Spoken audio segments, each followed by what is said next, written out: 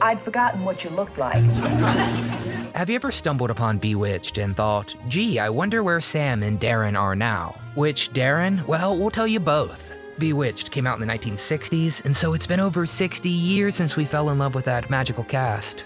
Welcome, I am your host, the most magical nostalgic Nick, with all these answers and much more. He's got a nice mouth. Slack is a better word. Sit back, relax, and let's go find out what the cast of Bewitched are up to today, and if they're no longer with us, what they did in their final days. Elizabeth Montgomery.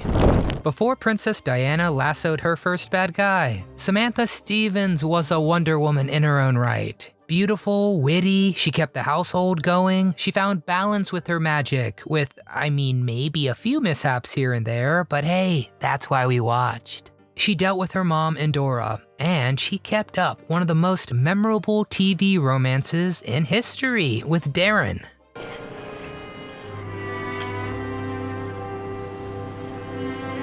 Nothing could get her down, and Samantha was always an upbeat force to be reckoned with. And it just so happens that her actress fit that description to a T. If you had any vision, you would realize that you've taken a wild, free spirit. Well, maybe not the magic part, but hey, we can't actually rule that out, so we shall from henceforth consider Elizabeth Montgomery maybe a witch until proven otherwise. So what do we know? Well, we know that Tony-winning Tammy Grimes was nearly chosen to play Samantha over Elizabeth.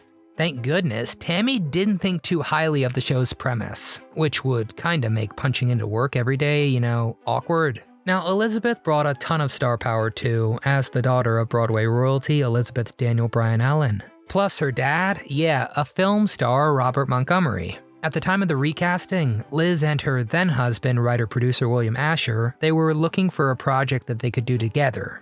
So, Bewitched producer Harry Ackerman told them that they should check out this wacky magic show that was, brewing. And they saw the potential where Tammy Grimes didn't. And so, personally, I'm like, hell yeah, we got Elizabeth. I can't picture anyone else in that role. Could you? No, seriously, I think it's impossible to picture anyone else. And that's partly because Elizabeth shaped how Samantha became.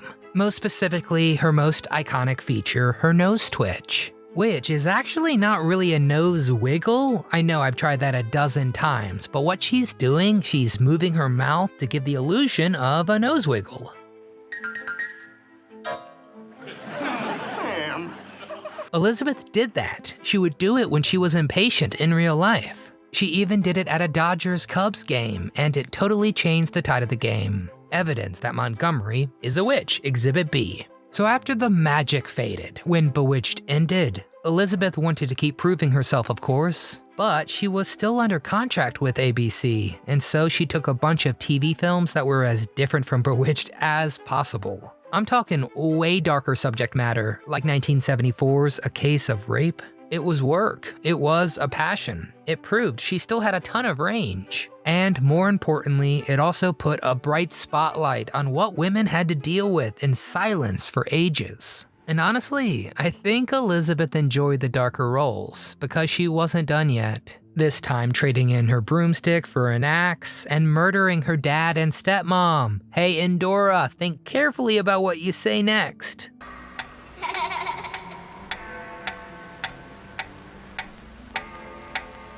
But in Elizabeth's private life, she was as good a witch as they come. She was big on equality no matter your gender, orientation, color, you name it. And she was perfectly fine with using her fame to add extra weight to helpful causes. She dabbled in politics enough to protest war, and even did voice work for 2 videos about foreign policy. One of those was about the Iran-Contra scandal. But it wasn't all nitty-gritty political stuff. Elizabeth did a ton of work for Learning Ally. The actress recorded audiobooks for disabled people. She ran the radio and TV PSAs. Seriously, all sorts of stuff. And if that wasn't impressive enough, Montgomery did all of this while fighting a brutal battle of her own. She dealt with colon cancer, and it basically felt like dealing with influenza. And boy oh boy did Montgomery feel that. But she kept on filming and working and living. Suddenly, I just couldn't sit there any longer.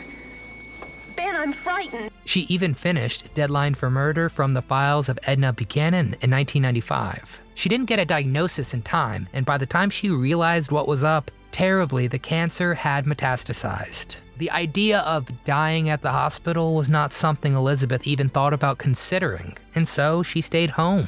She wanted to be comfortable, she wanted to be with her husband and live the rest of her life on her terms. Then finally, on May 18th, 1995, Elizabeth Montgomery died at the age of 62. Befitting a star that gave off as much warmth as she did, she apparently was surrounded by family when she passed. After her death, tons of memorials and tributes to Elizabeth popped up, and they kept on coming. Over the years, we've gotten a statue in Salem, Massachusetts, truckloads of letters from heartbroken fans. I mean, maybe some of you wrote them. I can't tell you how many families quoted Bewitched, pretended just for a second that they could twitch their nose and fix the latest problem in their life.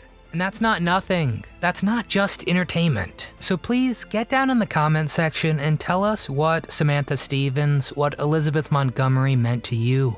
After her passing, Learning Ally hosted a big recordathon and recruited a bunch of celebrities to lend their voices to a recording of Chicken Soup for the Soul. 21 stars joined, and the whole shindig was of course dedicated to their most magical helper, Elizabeth Montgomery.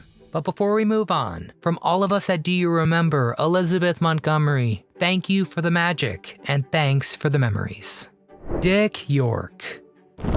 If being a witch living with mortals seemed hard, imagine being a regular old Joe living with a witch. Boy, Darren Stevens had no clue what he was getting into. You see the look on her face? Was that a riot? You think that was a riot? Listen to this. Just a minute. But he sure did his darndest best to show all the great perks of living a normal life without that magic nonsense. But hey, there were tons of surprises that kept us watching. Sorry, Darren. I think I might take magic with a side of chaos any day over boring old normalcy. And of course, he definitely didn't have Endora convinced, no matter how fancy his office was. Okay, so flashback. We nearly had a few other options as Darren before we got Dick York. One of the first picks was a fella named Richard Crenna, but he just wrapped up a bunch of years on the Real McCoys. Uncle Hiram's stuffed skunk candelabra. But just jumping into another long TV commitment, it just wasn't in the cards, you know? And so we got option number 3, Dick York, armed to the teeth with a bunch of TV and Broadway credits. But wait, you say, you only listed one other option. Well, that's because the first choice was ironically the same guy they'd pencil in when Dick York had to quit. But we'll get to Sargent here in a sec, because Dick York's time on the show was already severely injured before he showed up to set. And that's all thanks to his previous project, They Came to Cordura. I really was scared in that fight, that's why I bit my chin strap through. York got hurt while filming, nearly the last day of filming, and it was really bad. Like really, really bad. Nearly all of his back muscles, they just tore, and his spine never healed correctly even years later. At that time, there really wasn't any kind of surgery to fix that issue. And so, with all that damage came a whole slew of pain. The kind that he had to turn to pain medications to stop. And when those medications stopped working, well, he just took something stronger. And then when those stronger drugs didn't cut it, hey, I'm not a doctor, of course, I'm just nostalgic Nick. But I will say, things might have even worked out differently on Bewitched. Maybe. Because sure, York was getting pretty dysfunctional on set. You know, he was always on pain meds. But work was still getting done. People were still watching Bewitched. What happened to your shoes? But then this fateful day of shooting, and York had to get some medical assistance. Well, his doctor wasn't there, and so the replacement gave him some B12. Back under the set lights, the meds, exhaustion, addiction, and Dick York snapped. He had a panic attack, he was in so much pain, and he was rushed to the hospital, and, well, he never came back. We do actually know the episode that this happened. It was Daddy Does His Thing. Then we got a few episodes without York, while the crew had to figure out what to do next. But things, they just weren't good for York. Once he fell, he never really got back up. The actor was bedridden for 18 months. He dealt with emphysema and ended up completely broke because for years he couldn't work. We do have a bit of good news to this underdog story. York quit his addiction cold turkey. And, well, he tried. He tried to make a comeback in the 1980s with an episode of Fantasy Island, but, well, that lifeboat never really went anywhere, and he ended up bedridden once again. And one more bit of context. Dick York was a huge smoker. He smoked 3 packs a day. But if there's one thing that he had even more than tobacco, it was determination. And so, even when York was in really bad shape and couldn't get out of bed, he decided to found a charity, Acting for Life.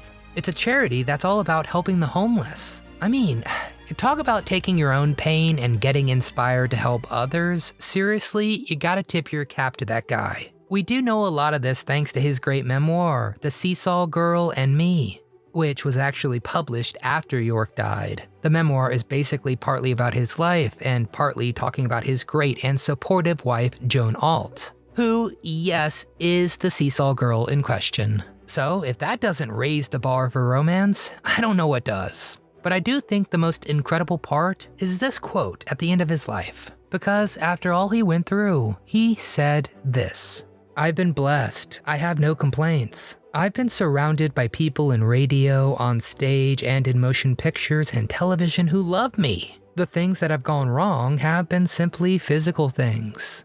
Dick York lived with that kind of pain and inspiration until he died on February 20th, 1992. He too was just 63 after complications from emphysema. But even if Darren couldn't cast a single spell, Dick York gave us a performance that enchanted us all. Dick Sargent. So yeah, Dick Sargent was kinda waiting in the wings since before day one. Even before Richard Crenna, of course he was the first choice to be Darren. So why didn't he do it? Well, scheduling. He was off working on another pilot. I guess he didn't have a crystal ball to show him this was the place to be. And hey, anyone else notice all the Darren choices were named Richard? I don't know what that means, but hey, that's something, huh? Put it on the board, it's something. Well, they might all have the same name, but boy was this cast change not a smooth one. It didn't help that we didn't get any plot explanation at all. Maybe they won't notice Samantha's husband is just a completely different guy. But on top of that, I think the biggest change was his personality change from York to Sargent. Did you notice it? Sargent's Darren is a lot calmer. His reasoning was that, hey, this was their, 4th or 5th year of marriage by now. Hi, sweetheart. Hi. I have regards for you from Louise and Mrs. McMahon. So just looking at the time married alone, Sargent figured that, hey, Darren should be a bit used to this by now. It's just magical mayhem after all. And even if the original Darren's yelling was played for comedy, they never really sat right with Sargent. And hey, I guess he has a point, but both Darrens definitely bring something worthwhile to the table. But we need to know, which did you prefer? Tell us in the comments, York or Sargent. Well, either way, Sargent managed to incur so much wrath from Endora on and off set. Because, frankly, Agnes Moorehead didn't like the change at all. Oh, by the way, this wasn't a scheduled interview with the press, some after-show confession from her memoir. She said she hated the change in front of the entire cast and crew. Yeah, Endora does not hold back. Will you stop stalling and stop doing your thing? And, well, Sargent did seem to bring a dip in the ratings. Try 13 places kinda dip. I know, oops. But Sargent himself didn't really stay too long because Bewitched was on its way out. It had some help from the good old boys, the Dukes of Hazzard, and then the super wholesome Waltons. Of course, we do have other videos about both of those incredible shows, so watch those next. Besides Bewitched, I think his best recurring role was Richard Preston in 93 episodes of Down to Earth. In a little parallel to the show, sure, Endora wasn't really a fan, but Sargent could always count on Elizabeth Montgomery as an ally. And I mean that literally. Well, you see, Sargent never married, but he did have a life partner who lived with him for, I think they were together for 2 decades. We don't know this first guy's name, just that he died of a cerebral hemorrhage in 1979. But we know Sargent had a second partner, this one named Albert Williams, and they stayed together until the end. And on top of that, Sargent was a grand marshal at a LA Pride parade joined by none other than Elizabeth Montgomery. Sargent ended up being what he called a retroactive role model ever since he came out, because of so many people in a similar situation were choosing to end it all rather than live in their own skin. Like Montgomery, he saw a chance to use his platform to do a bit of good. He was brave because while choosing to push against inequality, he was also battling a health scare of his own. Sargent had prostate cancer that just kept spreading and making him feel worse. Doctors thought he'd make a comeback, but on July 8, 1994, Dick Sargent died at the age of 64. And if you're noticing a pattern, you're not alone. At least we can say this: after Sargent died, Montgomery had high praise for his sense of humor and his courage. And if Elizabeth Montgomery notices your courage, well, you know you did something right. It hasn't gotten all the way into his bloodstream yet. Agnes Moorehead.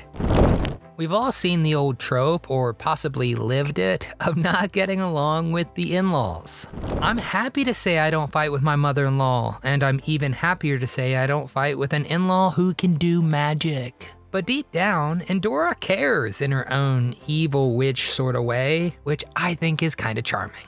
For someone who demands the room's attention, Bewitched cast member Agnes Moorehead was the very first woman to co-host the Oscars. Yep, 1948, alongside Dick Powell. So many Richards here. But believe it or not, Agnes wasn't their first choice either for Endora. It was actually kind of a coincidence. Agnes, Montgomery, and Bill Asher just bumped into each other shopping at Bloomingdale's. And, oh hey, two-time Golden Globe winner Agnes Moorehead, you are perfect for our project. Wanna be in our show? Perfect. Then there's nothing to keep you here. It's kinda hard to imagine the illustrious Agnes Moorehead joining this band of misfits. Specifically because a lot of the supporting cast had to bring their own costumes from their own closet. But this did make for a really sweet moment between TV mom and daughter. Just hold that thought for one beat. Once again, my dear viewers, I must share some bittersweet news. Because Bewitched was actually one of the very last times we'd see the charismatic Agnes Moorehead on camera. After that, we did get some voice work. She played Mother Goose in 1973's Charlotte's Web. But by that time, Moorehead was ready to make a return to Broadway. But unfortunately, the powers that be had different plans. You see, it turns out Agnes was one of many people who ended up exposed to radioactive fallout during atomic bomb testing. It was actually back when she was filming The Conqueror with the Duke himself, John Wayne. The city name escapes me right now, but it was definitely in Utah. And it's true that Agnes, John Wayne, Susan Hayward, Dick Powell, and a bunch of others from the cast and crew got sick. Actually, wait, we've got the figures here. According to People magazine, there were 220 people in the crew, and by 1980, no less than 91 of those individuals got cancer, and 46 of them died. I'm absolutely gutted to say that Moorehead was in fact part of that statistic. She died 6 years prior to that study, back in 1974 at the age of 73. Absolutely terrible. But remember I said there would be a sweet part of this story? Well, as part of her costume, Agnes always wore a gorgeous brooch that Elizabeth loved. When Agnes died, she left the brooch to Elizabeth, a truly meaningful treasure from a television mother to her television daughter. So, does this finally mark the end of the Bewitched curse? Oh, well, you're not dressed yet. She'll be late for work. I'm not going to work today. David White. Imagine a businessman, just pure archetype, the ultimate professional. Now, dial that up to like 100, and that is Larry Tate, played by the definition of a character actor, David White. Darren may not be magic, but he deserves an ally, cause, you know, when home life is too crazy, you should be able to count on work to relax you. Wait, hold up a second, that's backwards. Well, David's casting was something the Bewitched crew enjoyed as much as us viewers did. The man just did not stop. He had comedic timing that Robin Williams would have admired, and I think he did. His resume before Bewitched had some great hits. You had Bonanza, Twilight Zone, and he kept that up even after Bewitched ended, with the likes of Dynasty as one of his final gigs. In contrast to his comedic genius, David's personal life was the stuff of nightmares. Do you have your mother-in-law's picture on your desk, Mr. Tate? Oh, I can answer that. No. He married the radiant stage actress Mary Welch, only to lose her horribly from complications during her second pregnancy. Her memory lived on through their child Jonathan. But even this turned into every parent's worst nightmare when Jonathan died at the age of just 33 during the 1988 bombing of Pan Am Flight 103. And then just 2 years later, David's own story came to an end when he passed away of a heart attack at the age of 74. I never would have guessed such a funny person would endure the worst pain on earth over and over again. And the cast of this magical show was still in for some more horrors. Paul Lynde. The guy's in less than a dozen episodes, and boy did we all fall under Uncle Arthur's spell. That guy had an extra layer of humor and a laugh fest, and he was probably more relatable than even Darren. I mean, who wouldn't want to have a funny, goofy time with magic at every opportunity? And honestly, the contrast with Endora was genius. It's hard to picture those two growing up together, but whew, it feels so right. You call yourself my brother? There was only one man for the job, playing the ultimate comedy wizard, and that was, of course, the magician of laughter, Paul Lynde. The guy who just flourished in the spotlight. So reaching a whole new level of popularity on Bewitched was exactly what he wanted. Well, almost. So what's the opposite of a silver lining, huh? Like grungy grout? Sure. Well, it's almost impossible to imagine, but Lynde was actually a really insecure person with tons of secrets he was terrified of getting out. And yes, we do have a great deep dive into Paul's troubled life in another video, so check that one out later. Anyway, Paul lived on the small screen through Bewitched, but even more famously, the best middle square in the business on Hollywood Squares. Funky life, but I enjoyed it. What is it? A choir girl. The guy even nailed co-star billing next to Peter Marshall. You know, the host. But deep down, Paul actually really wanted to take on more serious roles. Stuff that really gets into, well, the human psyche. All this TV fame, yeah, it's the stuff a fantasy any actor, or heck any starry-eyed dreamer would want for themselves. But it just kind of boxed him into a corner. He had a type, and he couldn't get out of it. In typical Paul fashion, he put up a brave front against this disappointment and reasoned, quote, "We live in a world that needs laughter, and I've decided if I can make people laugh, I'm making a more important contribution." But again, his personal life was way more complicated than that. If it was drama that Paul seeked, well, it was drama that Paul found. Unfortunately, it was drama with the law. You see, Paul Lynde struggled with a few inner demons, one being alcoholism, which led to being arrested. Even his best friends, Peter Marshall and Kay Ballard, reportedly said that he could be pretty nasty to be around when he had one drink too many. And by 1980, Lynde got the wake-up call he needed and straightened up his act. That makes it all the more heartbreaking when Paul died on January 10th, 1982, at just 55. The cause of death was a heart attack. Paul, thank you for the laughs, thanks for the memories, the best center square in the biz. Erin Murphy. When Samantha has her baby, Tabitha, the world was wondering, magic or mortal? Well, it turned out a bit of both. Erin Murphy joined the cast as little Tabitha because of Elizabeth Montgomery's own real-life pregnancy. Technically, in season 2, we had like half a dozen babies playing Tabitha, but by season 3, it was Erin and her twin sis, Diane. And by season 5, it was pretty much only Erin. And the Murphys beat out some tough competition too, like Dick Sargent. No, I'm just kidding. No, but they did beat out Jodie Foster and Helen Hunt. After Bewitched ended, Erin moved on to some more of our favorites, like an episode of Lassie. But even when you were channel surfing, you could see Erin because she was in like 80 commercials, some with Ronald Reagan. Huh, I wonder what he did after. Then Erin started spending more time behind the scenes as a makeup artist and even a casting director. You want to hear something really, really wild? As of summer 2024, Erin Murphy, baby Tabitha, well, she's 60 years old, oh my gosh. And she's a mother of 6. Baby Tabitha has 6 Tabithas. Apparently she's a grandma too. She's celebrating National Grandparents' Day, and she is one. She says her heart is bursting with joy nowadays. And hearing that makes my heart burst with joy, and I know my brain is bursting with information. Honestly, I'm just glad Erin is enjoying family life. She keeps herself busy as a co-owner of Slim Chillers. They make low-calorie frozen vodka martini pops, which, hey, that's a pretty nice combo. That's a creation that was definitely brewed in a cauldron.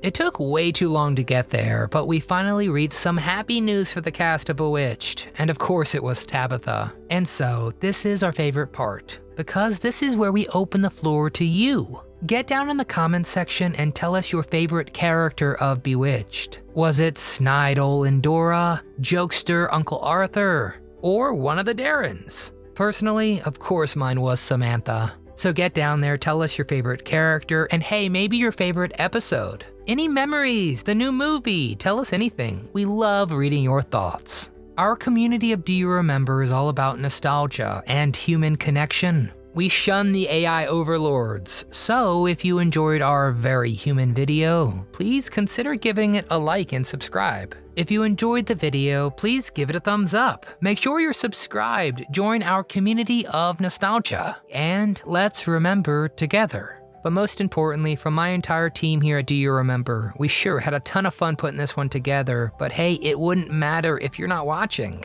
And have a wonderful, magical day.